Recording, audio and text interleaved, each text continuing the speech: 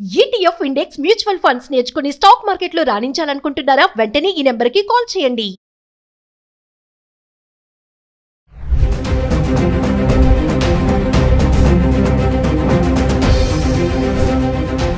నమస్తే, welcome back to Suman TV. Present మనతో పాటు ఉన్నారు అనలిస్ట్ మందరి కృష్ణారెడ్డి గారు.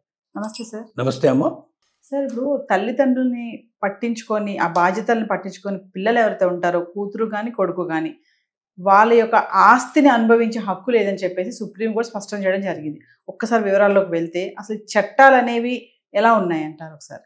దారుణమైన పరిస్థితి ఏమిటంటే, భారతదేశం బంధాలు అనుబంధాల మధ్య నడిచేటువంటి జీవితం. ఇక్కడ అంటే ఎలా ఉంటాయంటే, ఇక్కడ మనకు సంబంధాలు, ఒక కుటుంబ సంబంధాలు మానసికంగా తల్లి కానీ తండ్రి కానీ పిల్లలకి ఎంత అటాచ్ అయి ఉంటారంటే, ఆ పిల్లలు తమకి ఏం పెట్టకపోయినా, వాళ్ళు కొట్టినా తిట్టినా కూడా చాలా సందర్భాల్లో 2007 పేరెంట్స్ మెయింటెనెన్స్ యాక్ట్ ఒకటి వచ్చింది. అంటే పిల్లలు కానీ, అంటే కొడుకు కానీ, కోడలు కూతురు కానీ, లేకపోతే అల్లుడు కానీ, కోడలు కానీ, లేకపోతే మనోళ్ళు మనవరాళ్ళు కానీ, లేక ఎవరికైనా వీళ్ళు దత్తత తీసుకుంటే వాళ్ళు కానీ, లేక వీళ్ళ ఆస్తి ఎవరికైనా ఇచ్చుంటే వాళ్ళు కానీ, లేక వీళ్ళు ఎవరైనా పెంచి పెద్ద చేసినట్టయితే వాళ్ళు కానీ, వీళ్ళందరూ బాధ్యులే.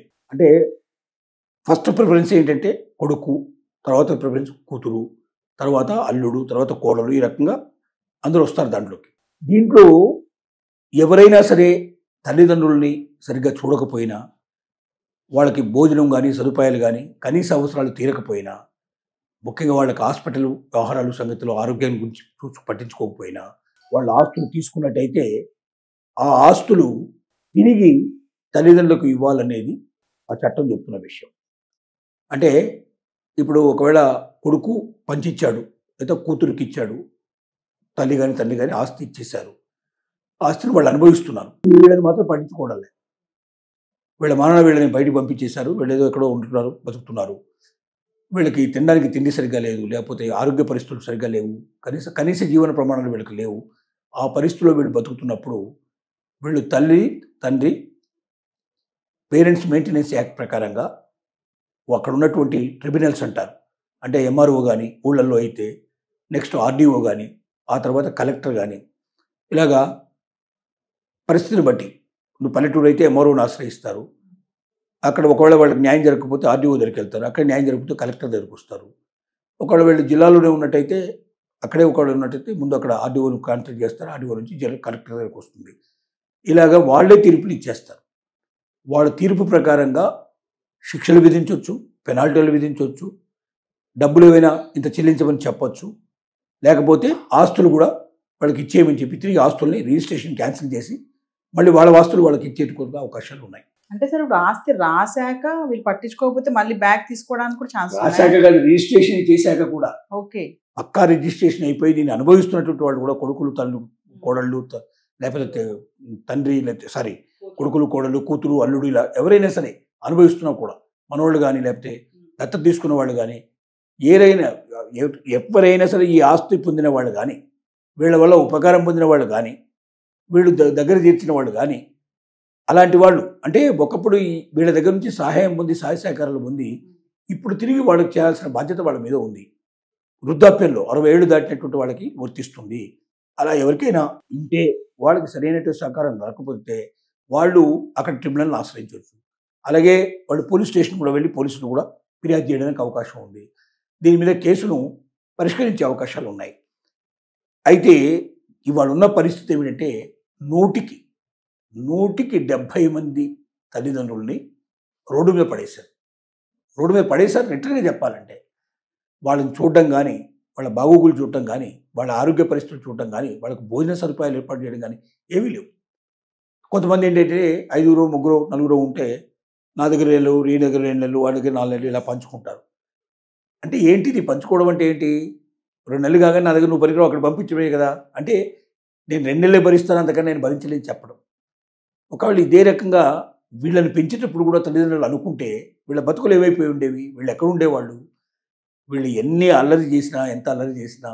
సో తల్లిదండ్రులని ఎవరైనా సక్రమంగా చూడకపోయినట్టయితే వాళ్ళు ఏదైతే ఆస్తి ఇస్తారో, ముందుగా రిజిస్ట్రేషన్ చేస్తున్నారో, ఆస్తులు మొత్తం క్యాన్సిల్ చేసి పేరెంట్స్కి ఇవ్వమని ఆర్డర్ ఉంది, అంటే ఇది చట్టం ఉంది.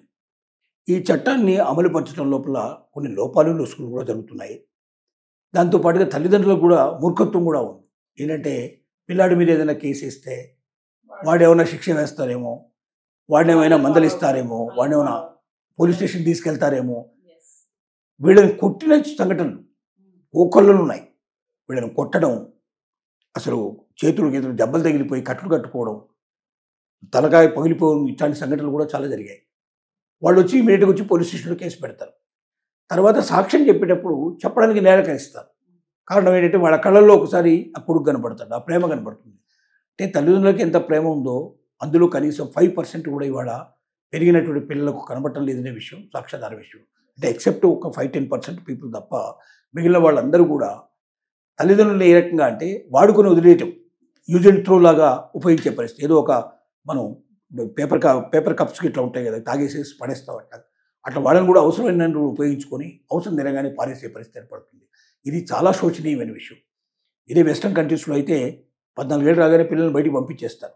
వాటి బాధ్యత ఏముండదు, వాళ్ళకి ఆస్తి మీద ఏ రకమైన హక్కు ఉండదు. తల్లిదండ్రులు ఇస్తేనే హక్కు, లేకపోతే లేదు. ఇక్కడ అలా కాదు.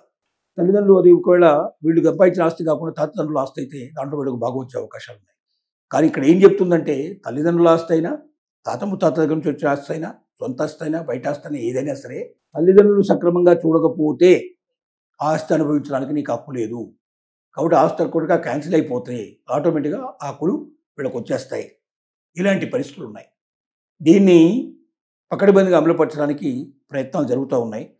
సుప్రీంకోర్టు ఒక కేసు లోపల జోక్యం చేసుకొని చెప్పింది. మధ్యప్రదేశ్లో ఒక వృద్ధులు తమ కొడుక్కి ఇల్లు వాకిలి మొత్తం ఆస్తులని రాసిచ్చారు. కానీ అతను వీళ్ళని వీధిని పడేశారు, రోడ్డు మీద పంపించేశాడు. వాళ్ళు బతకడానికే చాలా కష్టంగా ఉండి వాళ్ళు కొడుకు మీద కోర్టులో కేసు వేశారు. సుప్రీంకోర్టు దాకా వచ్చింది ఆ కేసు. సుప్రీంకోర్టులో జడ్జి గారు మొత్తం తెలుసుకున్నారు. ఇంకా తెలుసుకొని అంతకుముందు వాళ్ళు హైకోర్టు పోయినారు. హైకోర్టు లోపల కొడుకు అనుకూలంగా తీర్పిచ్చారు. ఆ కొడుకు కూడా సుమారుగా 58 సంవత్సరాల వయసు ఉంది. ఇప్పుడు ఇంకా కొన్నాళ్ళు, ఇంకో 2 రోజులు అయితే వాడు కూడా 60కి వస్తున్నాడు. వాడు కూడా వృద్ధుడు కాబోతున్నాడు కాబట్టి వాడికి కూడా ఈ చట్టం వర్తిస్తుంది కాబట్టి వాడు ఇవ్వాల్సిన అక్కర్లేదన్నట్టుగా హైకోర్టు చెప్పింది. కానీ ఇక్కడ సుప్రీంకోర్టు చెప్పింది ఏమిటంటే వాడు 58 ఏళ్ల వయసే ఉంది, వాడు వృద్ధుడైనా వాడికి తల్లిదండ్రులు ఇచ్చిన ఆస్తి మీద కాదు, వాడు సొంతంగా సంపాదించుకున్న ఆస్తి మీద అయితే వాడికి హక్కు ఉండాలి. కానీ తల్లిదండ్రులు వాడికి ఇచ్చిన ఆస్తి మీద ఆ చట్టం కంటిన్యూగా వర్తిస్తుంది. అంటే ఎవరైనా 60 ఏళ్ల వయసు వచ్చినప్పుడు కూడా తన తల్లిదండ్రులను సక్రమంగా చూడాల్సిన బాధ్యత ఉంది. ఒకవేళ ఆస్తి ఇంకా అతని అనుభవిస్తూ ఉన్నట్టయితే, ఆస్తి అనుభవించకపోతే వేరే విషయం, ఆస్తి అనుభవిస్తున్నట్టయితే తప్పనిసరిగా చేయాల్సిన పరిస్థితి ఉందని చెప్పింది. కాబట్టి పిల్లలు జాగ్రత్త పడాల్సిన అవసరం ఉంది. మా ఇష్టం, మేము ఏదైనా చేస్తాం. తల్లిదండ్రులు ఒకసారి వాళ్ళ ఆస్తులు ఇచ్చేసిన తర్వాత ఇంకా వాళ్ళ దగ్గర ఏముంది?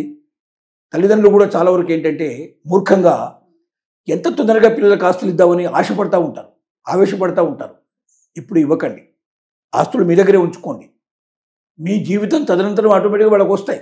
లీగల్ ఎయిడ్స్ వాళ్ళే కదా, వారసులు వాళ్ళే ఉంటారు కాబట్టి వాళ్ళు ఎలాగో పంచుకోవడం జరుగుతుంది. ఇద్దరు ఉంటే ఇద్దరు సమానంగా పంచుకుంటారు, ముగ్గురు ఉంటే సమానంగా పంచుకుంటారు, నలుగురు ఉంటే సమానంగా పంచుకుంటారు. మీరు ఇవ్వాల్సిన అక్కర్లేదు. మీ దగ్గర ఎప్పటిదాకైతే ఆస్తి ఉంటుందో, బ్యాంక్ బ్యాలెన్స్ ఉంటుందో అప్పటిదాకా వాళ్ళు మీ చుట్టూ తిరుగుతుంటారు, మీకు సలాం చేస్తూ ఉంటారు, మీరు ఏం చెప్పినా వింటుంటారు, ప్రేమలు ఉన్నా లేకపోయినా నటిస్తూ ఉంటారు. కనీసం మీరు సంతృప్తి పడే అవకాశం ఉంది. ఒక్కసారి మీ దగ్గర ఉన్నట్లు బ్యాంక్ ఏమైతే రిటైర్మెంట్ అయిన తర్వాత రిటైర్మెంట్ వచ్చే డబ్బులన్నీ కూడా అందరికీ పనిచేస్తారు. మూర్ఖత్వం అని అంటారు. ఏదో పిల్లల మీద ప్రేమ ఉండేది, పిల్లలు ఏదో గొప్పగా చూసుకుంటారండి. ఎవడో చూడండి, ఈ రోజులో ఉన్నటువంటి పరిస్థితిలో 90% పూర్తిగా స్వార్థపరులు అయిపోయినారు. ఈ స్వార్థపరులైనటువంటి స్వార్థ లోకం లోపల తల్లిదండ్రులు చాలా జాగ్రత్తగా ఉండాలి.